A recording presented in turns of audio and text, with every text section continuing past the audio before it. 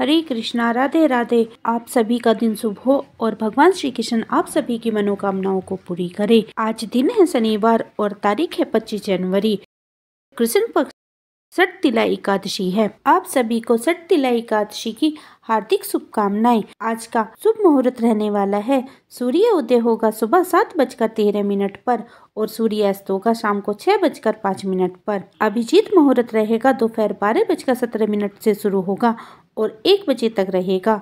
अमृत काल रहेगा रात्रि को 8:11 से शुरू होगा और 12:50 तक रहेगा। ब्रह्म मुहूर्त सुबह 5:36 से शुरू होगा और 6:24 तक रहेगा और राहु काल सुबह 10 बजे शुरू होगा और 11:30 पर समाप्त होगा।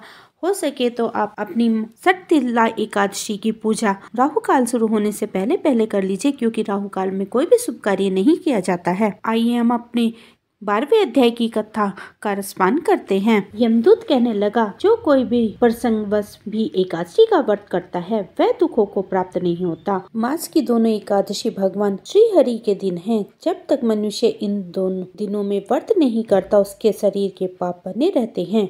हजारों अश्वमेध यज्ञ, सैकड़ों वाजपेयी यज्ञ एकादशी व्रत के 16वीं कला के बराबर भी नहीं है। एकादशी के दिन व्रत करने से 11 इंद्रियों से किए गए पाप नष्ट हो जाते हैं। गंगा, गया, काशी, पुष्कर, कुरुक्षेत्र, यमुना, चंद्रभागा कोई भी एकादशी के तुल्य नहीं है। इस दिन व्रत करके मनुष्य अनायास ही वैकुंठ लोक को प्राप्त कर लेता है। एकादशी को व्रत और रात्रि जागरण करने से माता पिता और स्त्री के कुल के 10 पीढ़ियां उद्धार पाती हैं और वह पीताम्बरधारी होकर भगवान के निकट रहता है। बाल, युवा और वृद्ध सब तथा पापी भी व्रत करने से नरक में नहीं जाते। यमदूत कहते हैं कि हे वैश्य, मैं सूक्ष्म में तुमसे नरक से बचने का धर्म कहता हूँ। मन, कर्म और वचन से प्राणी मात्र द्रोह न करना, इंद्रियों को वश में रखना, दान देना, भगवान की सेवा करना, नियम पूर्वक वन आश्रम धर्म का पालन करना, इन कर्मों को करने से मनुष्य नरक से बचा रहता है। स्वर्ग प्राप्त करने की इच्छा से मनुष्य गरीब भी हो तो भी जूता, छतरी, अन्न, धन, जल कुछ न कुछ दान देता रहे। दान देने वाला मनुष्य कभी यम की यातना को नहीं भोगता तथा दीर्घायु और धनी होता है। बहुत कहने से ही क्या, अधर्म से ही मनुष्य बुरी गति को प्राप्त होता है। मनुष्य सदैव धर्म के कार्यों से ही स्वर्ग प्राप्त कर सकता है, इसलिए बाल्यावस्था से ही धर्म के कार्यों का अभ्यास करना चाहिए। बोलिए कृष्ण भगवान की जय। इसी के साथ हमारा 12वां अध्याय संपन्न हुआ। आइए हम पवन पावक षठ तिला एकादशी की कथा का श्रवण करते हैं। युधिष्ठिर ने पूछा, जगन्नाथ श्री कृष्ण जगतपते, माघ मास के कृष्ण पक्ष में कौन सी एकादशी होती है? उसके लिए कौन सी विधि है तथा उसका फल क्या है? कृपा करके आप ये मुझे बताइए। श्री भगवान बोले, सुनो राजन, माघ मास के कृष्ण पक्ष की जो एकादशी है वह है षठ तिला के नाम से विख्यात है, जो सब पापों का नाश करने वाली है। अब तुम षठ तिला की पाप हरनी कथा सुनो, जिसे मुनिश्रेष्ठ पुलस्त्य ने दालभ्य से कहा था। दालभ्य ने पूछा, ब्राह्मण, मृत्युलोक में आए हुए प्राणी प्राय पाप कर्म करते हैं, उन्हें नरक न जाना पड़े, इसके लिए कौन सा उपाय है, बताने की कृपा करें। पुलस्त्य जी बोले, माँ भागा, तुमने बहुत अच्छी बात पूछी है, बताता हूँ, सुनो। माघ मास आने पर मनुष्य को चाहिए कि वह नहा धोकर पवित्र हो, इंद्रियों को संयम में रखते हुए काम, क्रोध, अहंकार, लोभ और चुगली आदि बुराइयों को त्याग देवे। देवादिदेव भगवान का स्मरण करके जल से पैर धोकर भूमि पर पड़े हुए गोबर का संग्रह इकट्ठा करे, उसमें तिल और कपास मिलाकर 108 पिंड बनाए। फिर माघ में जब आर्द्रा या मूल नक्षत्र आए तब कृष्ण भगवान की एकादशी करने के लिए नियम ग्रहण करे। भली भांति स्नान कर कर पवित्र हो, शुद्ध भाव से देवादिदेव श्री विष्णु की पूजा करे। कोई भूल हो जाने पर श्री कृष्ण का नाम उच्चारण करे। रात को जागरण और होम करे। चंदन, कपूर, नवधा आदि सामग्री से शंख, चक्र और गदा धारण करने वाले देवेश श्री हरि की पूजा करे। तत्पश्चात भगवान का स्मरण करके बार बार श्री हरि का नाम का उच्चारण करते हुए कुम्हाड़े, नारियल तथा बिजोरे के फल से भगवान को विधि पूर्वक पूजा कर अर्घ दे। अन्य सभी सामग्री के अभाव में 100 सुपारियों द्वारा भी पूजा करके अर्घदान किया जा सकता है। अर्घ देते हुए भगवान श्री हरि से कहें, सच्चिदानंद स्वरूप श्री कृष्ण, आप बड़े दयालु हैं। हम आश्रयहीन जीवों के आप अभी आश्रयदाता होइए।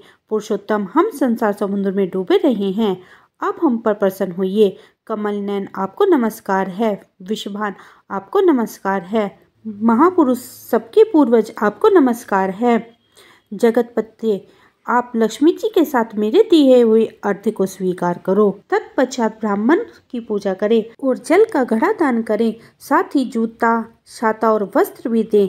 दान करते समय ऐसे कहें, इस दान के द्वारा भगवान श्री हरि मुझ पर प्रसन्न हो। अपनी शक्ति के अनुसार श्रेष्ठ ब्राह्मण को काली गो दान करें। विद्वान पुरुष को चाहिए कि वह तिल से भरे हुए पात्र भी दान करे। उन तिलों के बोने पर जितनी शाखाएं पैदा होती हैं, उतने 1000 वर्षों तक वह स्वर्गलोक में प्रतिष्ठित होता है। तिल से स्नान करें, तिल का उपटन लगाएं, तिल से होम करें, तिल मिलाए हुए जल पिएं, तिल का दान करें और तिल का भोजन करें। इस प्रकार 6 कामों से तिल का उपयोग करने से एकादशी सटतिला कहलाती है, जो सब पापों का नाश करने वाली है। इतना कहकर पुलिस ऋषि कहने लगे कि अब मैं तुमसे इस एकादशी की कथा कहता हूँ, ध्यान पूर्वक सुनो।